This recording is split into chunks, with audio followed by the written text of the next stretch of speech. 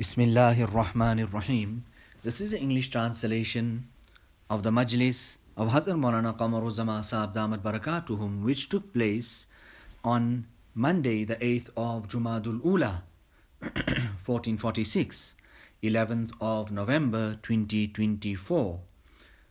Our Hazrat Wala is speaking about selecting the right company. Hazrat Wala has in front of him the Risala Asharu Qawaid fi Tazkiyatin Nufus.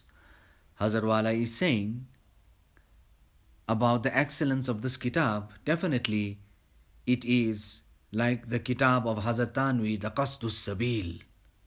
I think it is like that. So here the author is quoting the verse of the Quran Majid, وَاصْبِرْ نَفْسَكَ مَعَ الَّذِينَ يَدْعُونَ رَبَّهُمْ بِالْغَدَاةِ وَالْعَشِيِّ يُرِيدُونَ وَجْهَهُ ولا تعد عيناك عنهم تريد زينة الحياة الدنيا ولا تطع من أغفلنا قلبه عن ذكرنا واتبع هواه وكان أمره فرطا. Allah is saying, keep yourselves with those who invoke their Rabb morning and evening, seeking His countenance. Let not your eyes overlook them, seeking the adornment of this worldly life. Pay no heed to the one whose heart we have rendered heedless of our remembrance, who follows his own lusts and whose case exceeds all bounds. Now, regarding the tafsir of this particular ayat, Sheikh Saadi says,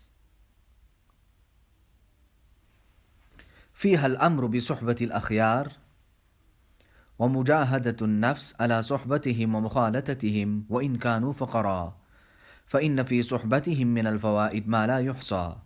He says, the verse instructs us to be in the company of good people and to impose on the nafs to remain in their company and intermingle with them even if they are poor.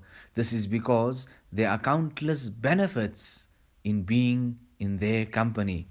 Rasulullah sallallahu alayhi wasallam has mentioned الرجل على دين خليله فلينظر أحدكم من يخالل. A person follows the way of his friend. You should therefore be vigilant on whom you befriend. Now Sheikh Abu Sulaiman al-Khattabi speaks about the commentary of the hadith of Rasulullah sallallahu alayhi wasallam, al-mar'u ala dini khalili, saying, he says, this means that you should befriend the person whose religiosity and trustworthiness you are satisfied with. When you befriend him, he will inevitably draw you towards his deen and creed. Do not be deluded into having confidence about your own religiosity, nor put yourself into danger by befriending someone whose religion and creed is disliked. Now, it is for this reason that Sayyidina Ibn Mas'ud radiyallahu ta'ala an used to say, اعتبروا الناس بأخدانهم فإن المرء لا يخادن إلا من يعجبه. He used to say, you may gauge people by the friends they keep, because a person only befriends someone whom he likes. Now Sayyidina Abu Musa radiyallahu ta'ala narrates that Rasulullah sallallahu alayhi wasallam said, the similitude of a good companion and an evil companion is like that of a perfumer and an ironmonger. The perfumer will either give you some perfume, you may purchase it from him, or at least inhale a good fragrance from him.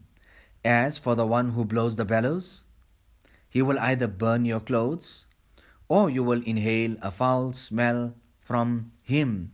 Now Qazi Iyaz rahimahullah said in his explanation of this hadith,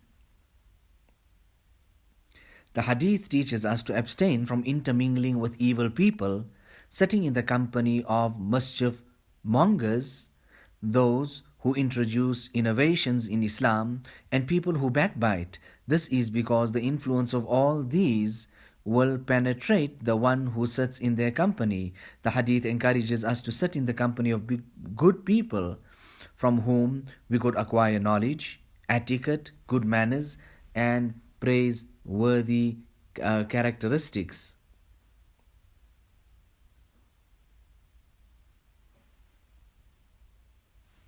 So here we're speaking about befriending the person whose religiosity and trustworthiness we are satisfied with. This amanat, this raz, secret talk, something which should stay in a certain place, not go to another place. So he hears it there, and then he takes it somewhere else and goes and say it there.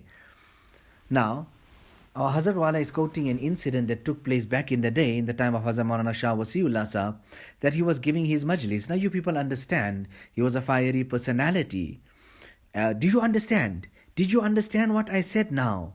This was his andaz, it was his style. Now somebody takes that talk, goes out to the shops outside, and spreads that talk there, that others go there and hear the talk there in those shops. What is being said there? That he booted someone out, and he hit someone, and he done this, and he done that. This type of thing used to disturb Hazrat Maulana Shah Wasiullah Saheb right till the end. So, you would say that how did this talk reach from here and go there? So you have to be very, very cautious. So our Hazrat Wala is speaking about the excellence of this kitab. He's saying, I understand it to be like the Qasdus Sabil of Hazrat Tanvi. Thereafter our Hazrat Wala goes on and he's speaking on another topic there, subject.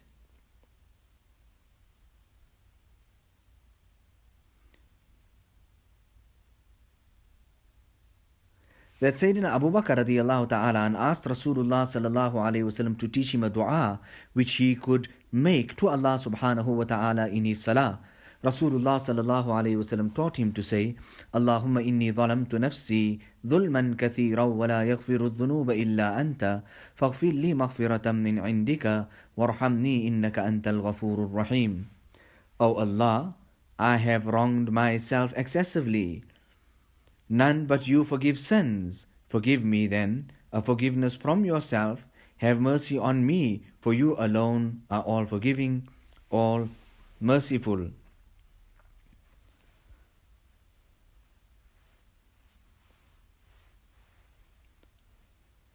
Sayyidina Abdullah ibn Mulaika rahimahullah said, أدركت أكثر من 30 صحابيا كلهم يخاف النفاق على نفسه. I met more than 30 Sahaba. Each one feared hypocrisy on himself. Now, what was this here? It wasn't nifaq-i-i'tiqadi, it was this nifaq-i-amali. Now look at how, what can I tell you? This is the essence of the majalis of Hazrat Maulana Shah Wasiullah Saheb. I don't know how many times he spoke about these mazameen. Sayyidina Hasan al-Basri rahimahullah said, a believer is the one who does good, yet he fears Allah. A hypocrite does evil, but is fearless. He then recited the verse, those who tremble in fear of their sustainer. Hazrat Tanvi, for 3 long hours, gave a majlis in Panipat on this particular topic, La darara wa la dirar fil Islam. That in Islam, do not allow or bring harm to yourself and do not harm others. So a person must make an effort.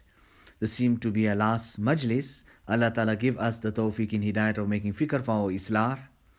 And very, very important to rectify our akhlaq, our ibadat and our akhlaq. ربنا تقبل منا إنك أنت السميع العليم وتب علينا إنك أنت التواب الرحيم بحرمة سيد النبي الكريم صلى الله عليه وسلم.